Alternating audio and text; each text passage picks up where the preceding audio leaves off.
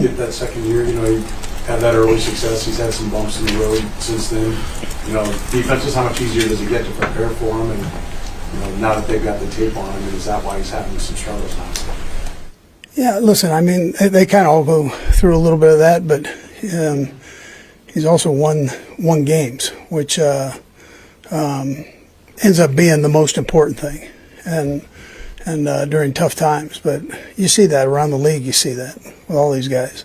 Teams have an opportunity to study them. They've got to up their game, and then they continue to grow. And they grow for a few years, and then they either make it or they don't make it. You know, at that point. So to be able to sustain it for years is, you know, quite a tribute to these guys. But he's a young guy that's continuing to see some different curveballs there. You know. Andy, how beneficial was this bye week just with the time of the season and just trying to, you mentioned the self-evaluation on Monday, but getting the guys back yesterday, just how beneficial to people tell that they're ready to get back knowing that what's in front of them this last stretch? Yeah, sure. They understand that. And they were out there. And we can go lock ourselves in the office and do that stuff. They're out there and they hear everything. So, and see everything with the time off. And so they understand. They're focused, locked in, ready to go, ready to get back to work and get better. And that's, as a head coach, that's all you can ask for. Hairston, after the Bills game, said he was kind of picking up some tendencies from Xavier and trying to figure out what he's doing. When you guys went back and self-scouted, did you see some things like that happen? How much do you have to kind of guard against that week to week in this league? Yeah, so listen, everybody's got a tendency somewhere along the line. That's how it works. You know, if you watch enough tape, you're going to see certain things. So the objective is to give them that against different looks. So we look at all that and try to keep track of that, and we ask players to do the same thing. So, and Xavier's a smart kid; he gets all that. But I'm not sure. You know, we'll see. Andy, when you're in the bye week and doing the self-scout, how much do you think you're learning from you? Look at that, the things that you need to correct. Yeah, I mean, obviously look at it a little bit. You know, I think it's something that with so much time you kind of get lost in. You can say, oh, there's so many things we got to fix. Where when you just pull your eyes back, yeah, we have a few mistakes, but we've been playing really good football. So can't really change from what we've been doing good, and got to really just build upon the things that we're strong in our strong suits. And yeah, we can clean up some of the little mistakes, stuff like that, but move forward, all positivity, and just going to move forward with it. Sure, we saw you play a lot more on the slot with Noel last week in Buffalo. Just what stood out about his growth to you and just his ability to handle more work right now? Yeah, I feel like, I mean, any rookie coming into the NFL is really hard. You know, you got to not only learn a playbook, but you got to just learn how to be a pro, and that's one of them kids from the second he stepped in here, I could just tell he's a pro. You know, he's got the right head on his shoulders and somebody where he's just continuing to learn and grow. You know, he takes the coaching points. When he's confused, he comes to the vets, and he's been someone that when they put him out there, he makes plays. So the confidence in him and the confidence just all around as the defense in him, he's at a great spot. You were obviously in that spot at one point. Like, I know you only know Spags' defense, but yeah. I just wonder if you could describe maybe the complication of being fully prepared so early as a rookie. Yeah. I mean, when it comes to Spags' defense, I mean, one thing that always stuck out to me is the defense can change at any point. You know, we can have a base defense this game, that'll change next week, that'll change next week. And, I mean, we doing little rules that change within certain play calls. So you just got to be on your details and understand what you're doing in that week. And that can be a little difficult at times, but once it comes by Friday and we've gone through it, we made our mistakes throughout the week, the coaches do a good job at kind of simplifying the game plan and going into the game knowing what we're going to do. Last one, Matt. Trent, you had a pretty cool event at the Solace House last night. Can you tell us a little bit about what they do? And learning from your successes versus how much you're learning from, say, the Buffalo game. I mean, is it one loom larger? Yeah, you know, what we try to do, and I think with technology now, it's different than it was a few years back.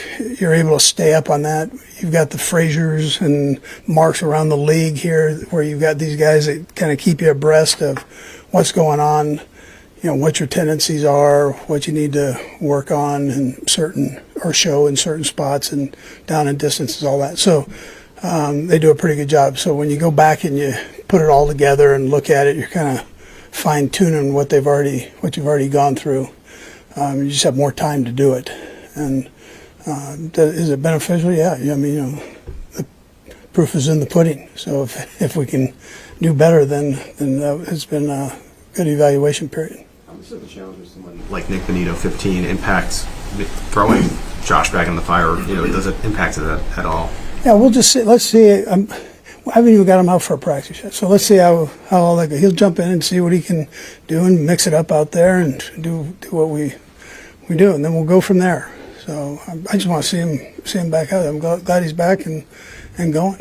Seren? Coach Ofonga, what does he bring at safety? Yeah. Add him this year. Yeah, I think that's a good add.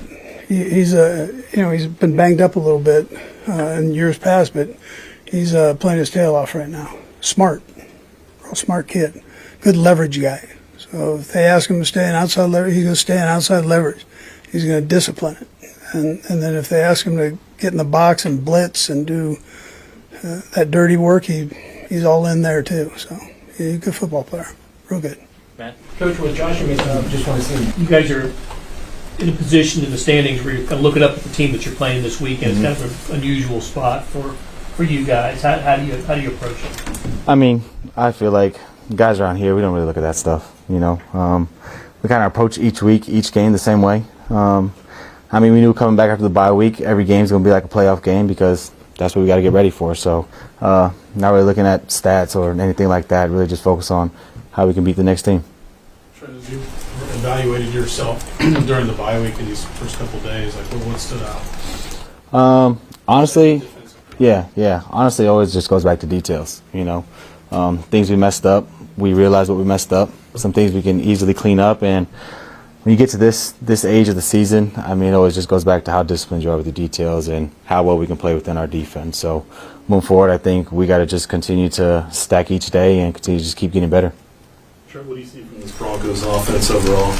Confident group, they play well together, and we know coming from this group, they're a proud group. So always love playing guys that care about a game, guys that do really good at the small things, and what they've been doing has been really good. So we expect a challenge.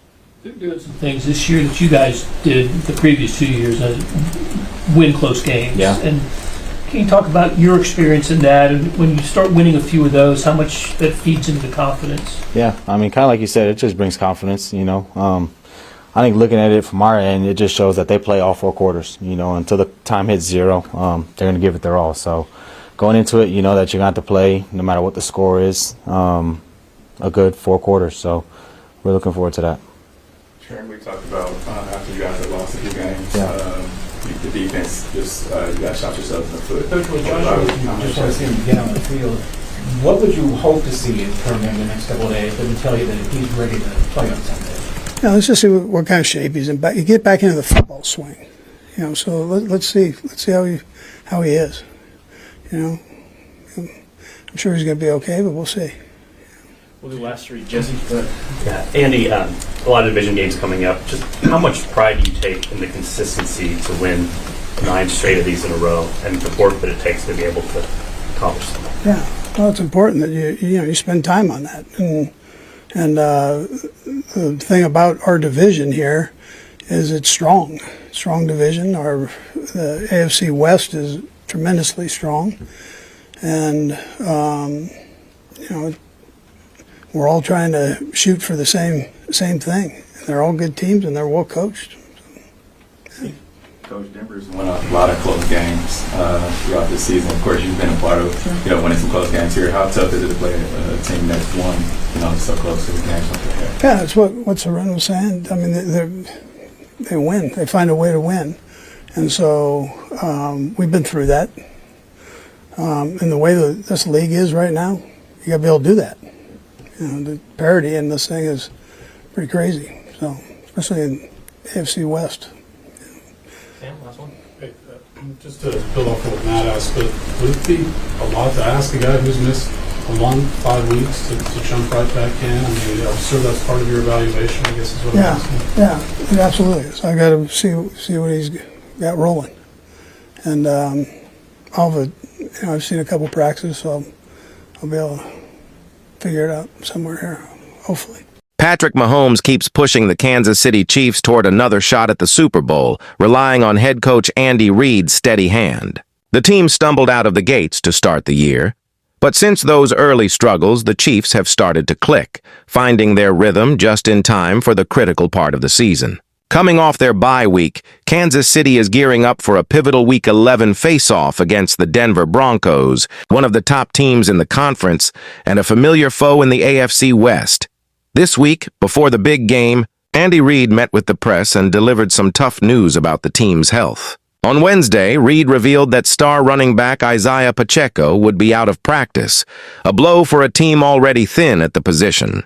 Just days before such an important matchup, Pacheco's absence from practice raises eyebrows, especially with the Broncos looming on the schedule. The Chiefs have been struggling with depth at running back the entire season, and Pacheco's ongoing injury issues in his fourth year with the squad have only made things tougher for Mahomes and the offense. So far this season, Pacheco has managed to pick up 329 yards and score once, but his ability to stay on the field has been in question week after week. With Pacheco sidelined, the Chiefs are turning to other options in the backfield, including Kareem Hunt and Brashard Smith, both of whom have been working to fill the void. In a move to bolster their running back group, Kansas City even brought back Clyde Edwards-Helaire, who had previously contributed to the Chiefs' offense. His recent signing is clearly a move to provide insurance, just in case Pacheco can't suit up anytime soon.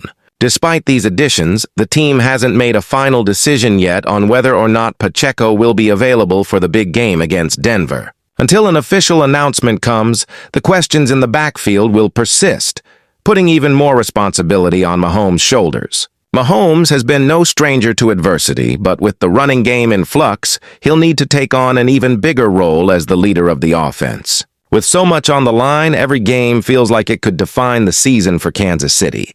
Mahomes continues to work hard with his receiving core, relying on his connection with Travis Kelce and the rest of his targets to keep the offense rolling. The offensive line is also feeling the pressure, needing to step up and open lanes for whichever running back gets the call on game day. There's a lot riding on this matchup, not just for playoff positioning, but for bragging rights in one of football's fiercest rivalries. Andy Reid's announcement about Pacheco has sent a ripple of concern through Chiefs Kingdom, with fans hoping for good news as kickoff approaches. The coaching staff has spent the time during the bye week preparing for multiple scenarios, knowing they'll need to be flexible depending on who is healthy enough to play. On the defensive side, Kansas City's unit has been a steady force, often keeping the team in games when the offense has sputtered. With the running back situation still unsettled, the defense may need to step up once more, especially against a Broncos team that has shown plenty of firepower. The Chiefs have always prided themselves on depth and resilience, and this latest challenge will test both. As the team continues to monitor Pacheco's injury status, Mahomes remains locked in, ready to do whatever it takes to keep Kansas City on track. The offense is preparing to adjust, whether that means relying more on the passing game or getting creative with the running backs they have available. For fans following every development, don't forget to subscribe for the latest Chiefs news and updates as the playoff race heats up. The energy in Kansas City is electric, with everyone focused on what comes next. The road to the playoffs is never easy, but with Mahomes at the helm and Andy Reid calling the shots, the Chiefs are prepared for any challenge that comes their way. The Broncos present a tough test, and the spotlight will be on whoever lines up in the backfield. With so much uncertainty, every detail and adjustment could make the difference as the Chiefs look to keep chasing their Super Bowl dreams.